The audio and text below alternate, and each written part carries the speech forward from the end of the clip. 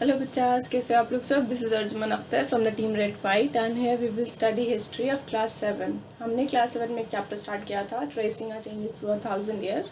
आज हम लोग उस चैप्टर का एंड फॉर्मेशन करेंगे। हमने सारे एक्सप्लेनेशंस गॉन थ्रू कर लिए थे प्रीवियस क्लास में। मैंने आपको उसका सबसे एंड का एक्सप्लेनेशन बताया था कि what historians think about history या हमारे हिसाब से पास्ट क्या है।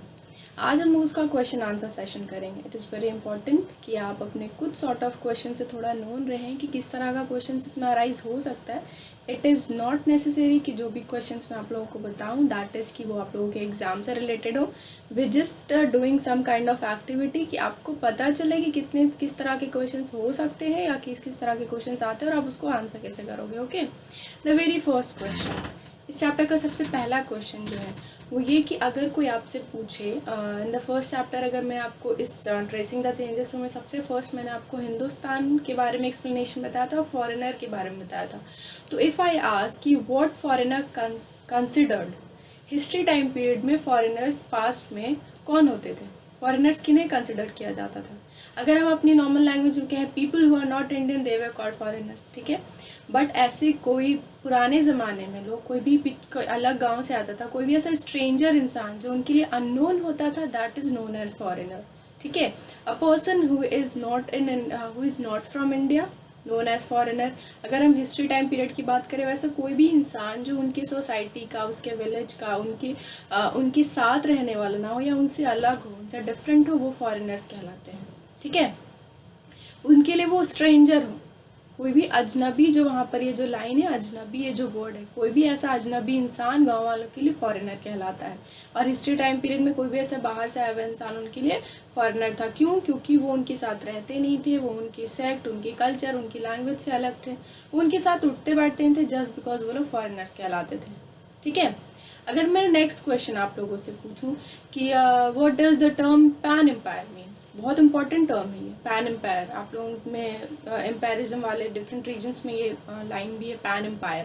पैन एम्पायर क्या होता है? अगर मैं पूछूं इस टर्म को एक्सप्लेन करो, क्योंकि at that period of history time बहुत सारे रिलीजियस कौन सी चीज़ फॉलो करी थी, दे वे are following the pan empire sect. Pan empire क्या होता है?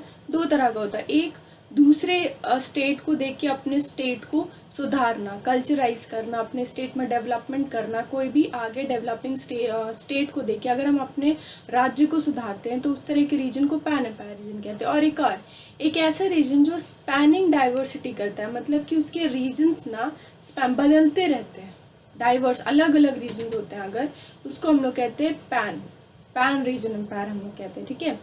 तो पैन रिलीजियस एम्पायर कई भी तरह के होते हैं। पैन रिलीजियस एम्पायर वो जो बाकियों को देख के खुद अपने स्टेट को सीखते हैं, या पैन रिलीजियस वो जिनकी स्पैनिंग डाइवर्स होती है, ठीक है। हम कह सकते हैं जिनकी स्पैनिंग डाइवर्स रीजन्स होती हैं, अलग अलग रीजन्स में वो लोग स्पैन करते रहते हैं। डाइवर्स मतलब अलग अलग, है ना।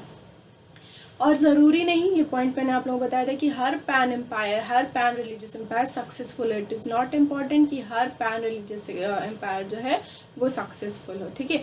बहुत सारे अनसक्सेसफुल भी होते हैं, बढ़ने के बजाय घट जाते हैं, मतलब डेवलप होने के बजाय अंडर डेवलप हो जाते हैं, या बेनिफिटेड होने के बजाय लॉस में आ जाते हैं।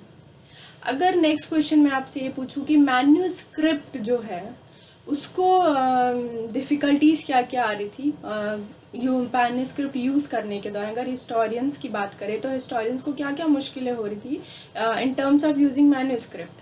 पहले ज़माने में बच्चों पेपर्स नहीं थे, लोग कहीं लीज पे मैन्यूस्क्रिप्ट कहाँ लिखा रहता, पाम लीज पे या फिर वुडन बिर्च, पेड़ का स्टेम होता है जिसे हम लोग बिर्च कहते हैं, छोटा सा तना, उस पर लोग लिखते थे, है ना। तो मैन्यूस्क्रिप्ट फिर जब थोड़ी थोड़ी चेंजेस होने लगे तो पेजेस में लिखते रहे सब लोग। लेकिन मैन्यूस्क्रिप्ट की प्रॉब्लम क्या थी कि मैन्यूस्क्रिप्ट हर इंसान के पास नहीं हो सकता था, वो सिर्फ उन्हें ही बिलोंग करता था जो healthy people of the society, healthy and not healthy, wealthy people, rich people of the society, उन लोगों के पास मैन्यूस्क्रिप्ट होता था, ठीक है। और मैन्यूस्क्रिप्ट उनके पास होने की वजह एक और थी, बिकॉज वो पोजीशन होल्ड करते थे सोसाइटी में, वो रिच थे, वो ज़्यादा डिजर्विंग थे। हर मिडिल क्लास के पास मैन्यूस्क्रिप्ट नहीं थी, क्योंकि उसे लेना बहुत एक्सपेंसिव था, उसे अपने पास रखना इज़ नॉट दैट ईजी। उसके बाद जब मैन्यूस्क्रिप्ट पेपर वाइज छपने लगा तो स्क्राइब्स जो मैन्यूस्क्रिप्ट लिखते थे, मैन्यूस्क्रिप्ट की डॉक्यूमेंट्स जो बनाते थे, उसके बाद क्या होने लगा, एक और डिफ़िकल्टीज आने लगी। मैन्यूस्क्रिप्ट का ओरिजिनल फॉर्म हमें आज तक नहीं पता, अगर हम ओरिजिनल फॉर्म पढ़े तब हमें पता चलेगा कि मैन्युस्क्रिप्ट किसने लिखा था। क्यों? क्योंकि मैन्युस्क्रिप्ट को कॉपी कौन करते हैं? स्क्राइब्स करते हैं। स्क्राइबर्स मैन्युस्क्रिप्ट को कॉपी करके डॉक्यूमेंट्स में डालते हैं, और अगर वो लिखते वक्त कोई भी ऐसा पॉइंट जो उन्हें लगता है कि नहीं होना चाहिए यहाँ पर, या हमें चेंज कर देना चाहिए ये पॉइंट, बाकियों को समझ नहीं आएगा, तो वो उसे अपने अकॉर्डिंगली चेंज करके लिख देते थे। और इसी तरह सेंचुरीज आगे बढ़ते गए और मैन्युस्क्रिप्ट लिखाते चला गया डॉक्यूमेंट्स में, स्क्राइब्स उन्हें राइट डाउन करते गए। इसीलिए to know the original writer of manuscript और ओरिजिनल फॉर्म मैन्युस्क्रिप्ट का क्या है वो जानना बहुत मुश्किल है। इसलिए ये सारी जो डिफ़िकल्टीज थी हिस्टोरियंस के लिए उस टाइम पीरियड में फेस कर रहे थे वो, क्योंकि हर हिस्टोरियन के पास मैन्युस्क्रिप्ट हो नहीं सकती, हर कोई इसे यूज़ नहीं कर सकता था, और पेपर से पहले वो पाम लीव्स वगैरह पे लिखाती थी। और हर बार ज़रूरी नहीं कि हर पीरियड ऑफ टाइम में उस टाइम की बनी हुई मैन्युस्क्रिप्ट अवेलेबल हो, कभी कभी वो कलेक्शन में गुम होकर रह जाती थी, है ना। ये तो आपका सेकेंड क्वेश्चन। थर्ड क्वेश्चन मैं पूछूं कि how does the historians divide the past. Past जो पीरियड वाइज हिस्टोरियंस ने डिवाइड किया हमारे हिस्ट्री को, कैसे डिवाइड किया, ऑन विच बेसिस। तो historians divide the past in the period of Hindu, Muslim and British. यही 3 टर्म्स में ब्रिटिश एम्पायर्स ने हमारे हिस्ट्री को बांटा था ना। कौन से बेसिस पे? ऑन द बेसिस कि किस पीरियड ऑफ टाइम में कौन सा राजा रूल कर रहा था, जिस पे हमने ये डिस्कस किया था कि इट इज़ नॉट इम्पॉर्टेंट कि जिस पीरियड ऑफ टाइम में हिंदू जो उन्होंने डिवीजन किया है, Hindu, Muslim and British, it's not important कि हिंदू टाइम पीरियड में सिर्फ हिंदू राजा ही रूल कर रहा हो, मुस्लिम राजा भी एट एक पीरियड ऑफ टाइम में सिर्फ कोई एक ही सेट का राजा रूल करे, ये मुमकिन नहीं बच्चों। मुस्लिम पीरियड ऑफ टाइम में सिर्फ मुस्लिम सेट के राजा रूल करे, नहीं, वर्ल्ड वाइड बहुत सारे राजा रूल कर रहे थे। लेकिन हिस्टोरियंस ने कैसे डिवाइड किया हिस्ट्री को? हिंदू, मुस्लिम एंड ब्रिटिशर्स, ये 3 पीरियड्स में डिवाइड किया on the basis of on which period the king is ruling. ठीक है, कौन से पीरियड में कौन सा किंग ज़्यादा रूल कर रहा था, उस बेसिस पे ये डिवीजन हुआ। ठीक है, डेट्स हिस्टोरियंस के लिए क्या माइंड करता है? अगर मैं नेक्स्ट क्वेश्चन पूछूँ, what date means to the historians, does it help. मैंने सबसे लास्ट आप लोगों को बताया था, हिस्टोरियंस ने कहा था कि डेट्स क्या होता है। डेट सिर्फ एक पासिंग टाइम, ईयर या कोई कैलेंडर नहीं है। जब तारीखें आगे डेट्स, हिस्ट्री इनकम्प्लीट है डेट्स की बिना। जब डेट्स आगे बढ़ते रहती है तो क्या होता है, नई नई चीज़ें होती हैं, नए नए चेंजेस होते हैं। हमारी सोसाइटी इकोनॉमिकल वाइज डेवलपमेंट करती है, फिजिकल डेवलपमेंट करती है, सोसाइटी वाइज डेवलप करती है। तो डेट्स हमें आज की तारीख और कल की तारीख के बीच हमें क्या समझाती है, व्हाट चेंजेस टेकिंग प्लेस, है ना, किस किस तरह की चेंजेस हुई है, क्या क्या हुई है। तो डेट्स हिस्टोरियंस को, ये डेट्स हिस्टोरियंस के लिए एक मेजर सोर्स था, एक क्लू था, या आप कहो एक ऐसा टाइम जो उन्हें डेवलपमेंट के बारे में बताए। तो उनके लिए क्या डेट्स हेल्पफुल थे? बिल्कुल हेल्पफुल थे, क्योंकि डेट्स की स्टडी करने के बाद ही उन्हें पता चला कि 1970 में लोग बहुत मॉडर्नाइज नहीं थे, लेकिन 2020 में है। तो एक ईयर और दूसरा ईयर, और अगर मैं कहूँ कि 15 अगस्त 1970 की बात करें तो हमारा देश आज़ाद हुआ कि नहीं, और 15 अगस्त 1947 की बात करें तब तक हमारा देश आज़ाद हो गया। इन दोनों डेट्स से हिस्टोरियंस को क्या पता चला कि हमारा देश कब आज़ाद हुआ, है ना। तो उन्हें इन्फॉर्मेशन मिलती है डेट से। तो डेट्स उनके लिए इन्फॉर्मेटिव होते हैं, डेट्स उनके लिए कलेक्शन लाते हैं, सोर्सेज होते हैं। अगर मैं आपसे नेक्स्ट क्वेश्चन ये पूछूं कि what do you mean by cartographer, cartographer से आप लोग क्या समझते हो, क्योंकि ये आपकी बुक में तो आएगा ही। एंड सबसे फर्स्टली मैंने आप लोगों को समझाया था सम टॉपिक्स में, what are cartographers. Cartographers are those skilled people who are good in making drawings, जो ड्राइंग बहुत अच्छा बनाते हैं, और मेकिंग ग्लोब्स, मैप्स जो होता है, ऐसे स्किल्ड आर्टिस्ट जो ड्राइंग करते हैं और मेकिंग मैप्स, और जो मैप्स बनाते हैं, वैसे लोगों को हम लोग कार्टोग्राफर्स कहते हैं। ठीक है, नेक्स्ट क्वेश्चन। इसका नेक्स्ट क्वेश्चन बहुत इजी है, what sources does the historians use. क्या सोर्सेज हिस्टोरियंस यूज करते थे to study a period of history. एक टाइम पीरियड को स्टडी करने के लिए हिस्टोरियंस का क्या सोर्सेज होता था, क्या क्लू होता था जानने के लिए कि प्रीवियस पीरियड में क्या हुआ है। इतिहास को पढ़ने के लिए क्या चीज़ें यूज़ करते थे। तो हिस्टोरियंस यूज मेनी सोर्सेज, बहुत सारे सोर्सेज यूज़ करते हैं, हमें पता है, just as coins, inscriptions, manuscripts, literal form, documents, जो भी रिकॉर्ड्स कीपिंग है सारे के सारे, ये सारी चीज़ें यूज़ करते थे। आप ये सब लिखिएगा और मैन्युस्क्रिप्ट, इंस्क्रिप्शंस, आर्कियोलॉजिकल पास्ट, ये सबको एक्सप्लेन कीजिएगा।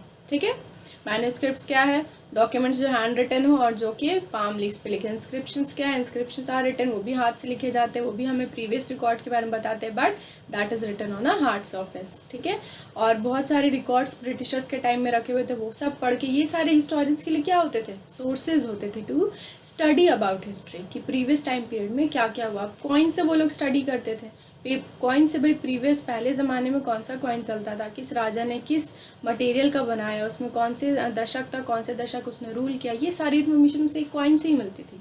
तो ये सारे उनके सोर्सेज हुए।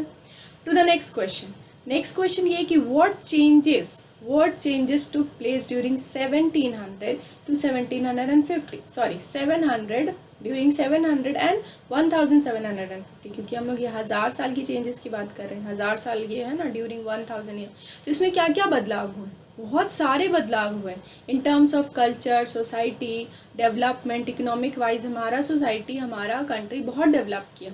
इन्वेंशंस हुए बहुत सारे, स्पेनिंग व्हील हुए, तुम्हारा फायर, तुम्हारा कॉबल्ट में जो फायर आर्म्स थे वो स्टार्ट हुए, तुम्हारा नए नए तरह के लोग आग जलाना स्टार्ट करने लगे, फिर उससे सीखने लगे, म्यूज़िक प्रोड्यूस होने लगा, कल्चर वाइज लोग डेवलप करने लगे, अदर रीजंस में लोग एक जगह से दूसरी जगह माइग्रेट करने लगे, तो बिजनेस डालने लगे, अपना बिजनेस लोग ला के इंडिया की कई स्टेट्स में करने लगे, बाहर से व्यापारी आने लगे, व्यापार करने लगे, तो हम आगे बढ़ने लगे, इस पर हमारी अर्निंग्स बढ़ने लगी, हम जानने लगे कि बिज़नेस क्या होता है, अलग अलग तरह की चीज़ें क्या होती हैं, हम अलग अलग तरह में डेवलप करने लगे, सोसाइटी वाइज हम नई नई चीज़ें जानने लगे, है ना।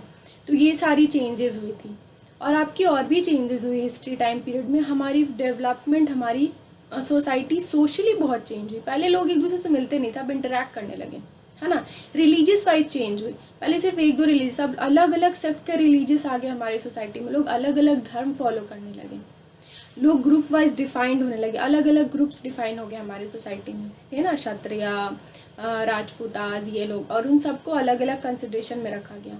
लोगों को उनकी उस सोसाइटी से आंका जा रहा था कि वो कौन सा काम करते थे, इस तरह से हमारी सोसाइटी बदलने लगी, उसके काम बदलने लगे, बहुत सारी चेंजेस हुई, ये सारी चेंजेस आप लिख सकते हैं। अगर नेक्स्ट क्वेश्चन ये आता है कि what were the new groups of the people to be important in this age, ये जो 1000 साल का दौरान, इसमें कौन कौन से नए ग्रुप्स जन्मे थे जो इस टाइम पीरियड में बहुत इंपॉर्टेंट थे। सबसे पहला ग्रुप जो हमने पढ़ा था, that are Rajputas, sons of kings, उसको राजपूतास कहते हैं। तो उन्हें कौन सा ग्रुप में डाला गया था, warriors, they were consider the group of warriors, जिसे हम लोग क्षत्रिय कास्ट कहते थे, क्षत्रिय ग्रुप। फिर उसके बाद मराठास आए, सिख आए, जाति आए, अहोम आए, तुम्हारा उसके बाद कस्यताज आए, जो स्क्राइबर्स का ग्रुप होता है। तो ये सारी ग्रुप्स उस टाइम पर आई, जो कि इस टाइम पीरियड में बहुत ज़्यादा इंपॉर्टेंट थी। इसमें सबसे इंपॉर्टेंट ग्रुप थे हमारे क्षत्रिय ग्रुप, जिसे हम लोग कहते हैं ग्रुप ऑफ वॉरियर्स, ठीक है। नेक्स्ट आपका क्वेश्चन हो सकता है, what changes occurs during in that period of religious period, religious जो टाइम पीरियड है ना, जो मैंने आप लोगों को एक क्लास में हमने पूरी एक्सप्लेनेशन की थी, न्यू एंड ओल्ड रिलीजन। तो what changes took place in the period in the terms of religion, अगर मैं मुझे कुछ चेंजेस बताइए। तो सबसे पहले लोग क्या करने लगे थे, एक ही दो भगवान को मानते थे, एक ही दो सेक्ट फॉलो करते थे। फिर धीरे धीरे जब टाइम बढ़ने लगा तो अब 2-3 तरह के धर्म हो गए थे। द फर्स्ट इज लोग हिंदुज़म की अगर हम बात करें तो हिंदुज़म एक कास्ट बन गया था, ठीक है। अब उसमें लोग अलग अलग तरह के डाइटीज़ को पूजने लगे थे, अलग अलग फील्ड के हिसाब से अपने डाइटीज़ को पूजने लगे थे, ठीक है। रिलीजियस में एक नया धर्म उन लोगों में आया था, ब्राह्मण्स आ गए थे, ठीक है, जो उनके लिए बहुत ज़रूरी हो गया था। वो अपना हर छोटा बड़ा काम प्रेस से पूछ के करते थे, पुजारी के हिसाब से डेट सेट करते, पुजारी के हिसाब से अपनी लाइफ को रन करते। In the terms of Islam की बात करें तो लोग बाहर से आके लोगों को इस्लाम के लिए एजुकेट करने लगे, नए नए खलीफाज बनने लगे, नए नए स्कॉलर्स बनने लगे। लोग अब जब परेशान होने तो काउंसलिंग के लिए कहाँ जाते थे, उलमास के पास जाते थे, लोग कुरान की टीचिंग पढ़ने लगे। और फिर उसके बाद हमारा 19वीं सेंचुरी जाते जाते हिंदुज़म और इस्लाम में दो तरह का इस्लाम हमारे दुनिया में फैल गया, ठीक है। दोनों अलग अलग तरह से अपने आप को डील करें, दोनों अलग अलग तरह से अपनी लाइफ को रूल करने लगे, ठीक है। ये दो चेंजेस आप कर सकते हैं in terms of Hindu and Muslim, यही दो के बारे में हमने बुक में पढ़ा ही है। अगर मैं आपसे ये पूछूं कि हाउ हिंदुस्तान जो है ना, जो हिंदुस्तान वर्ड है, जो सबसे पहला हमारा एक्सप्लेनेशन टॉपिक था, who use the Hindustan term जो है firstly use and when, Hindustan time जो वर्ड है उसको सबसे पहले किसने यूज़ किया था और कब यूज़ किया था, कुछ याद आया? ओके, चलो मैं बता देती हूँ। हिंदुस्तान वर्ड सबसे पहले 13वीं सेंचुरी में यूज़ हुआ था बाई आ क्रॉन्सिलर, ठीक है। एक क्रॉन्सिलर ने उसे यूज़ किया था, उनका नाम क्या था, मिन्हाज ए शिराज, ठीक है। उन्होंने यूज़ किया था ये वर्ड को। और अगर मैं आप लोगों से ये पूछूं कि what do you understand by manuscript, या डिफाइन द टर्म मैन्यूस्क्रिप्ट, तो आप लिख सकते हो manuscript is a document, yeah, is a source, it is a resource used by many historians. It is written specially on a palm leaves, and उसके बाद जब आगे टाइम बढ़ता गया तो पेपर वाइज में लिखने गया. It is used as a resource, as a source to know the history by the historians. Okay, ये सब चीज़ आप लिख सकते हो. और मैन्यूस्क्रिप्ट हमें रिलीजियस वाइज बहुत कुछ बताती है, लिटरेचर वाइज बहुत कुछ बताती है. These are the questions. यही क्वेश्चंस आपके इस चैप्टर के टर्म्स. मुझे लगता है कि कुछ क्वेश्चंस आपको समझ आ गए होंगे, और जो क्वेश्चंस आपको समझ नहीं आए बच्चों, इट इज़ पॉसिबल कि आपको कुछ क्वेश्चन समझ नहीं आया, कुछ मेरी वर्ड्स आपको समझ नहीं आया कि मैम क्या बोली मुझे समझ नहीं आया, तो जो कमेंट बॉक्स है वहाँ पर आप ये क्वेश्चंस मुझे पूछो, मैं वहाँ पर आपको आंसर करूँगी कि आपकी इस क्वेश्चन का क्या जवाब है. एनी क्वेरीज, कोई भी सवाल हो, कोई भी तरह की दिक्कत हो, ask me there, I will be there to answer your question answer. Okay, so that's all for today. हम नेक्स्ट क्लास में अपना एक नेक्स्ट चैप्टर शुरू करेंगे, that is probably from civics. हम सिविक्स एक नया चैप्टर शुरू करेंगे. हमने ज्योग्राफी का एक ख़त्म कर लिया चैप्टर, हिस्ट्री का ख़त्म कर लिया, अब हम लोग मूव ऑन करेंगे सिविक्स पे. Okay, so see you in the next class. Till then, don't forget to study a little bit. Stay safe, बच्चों. Thank you for listening.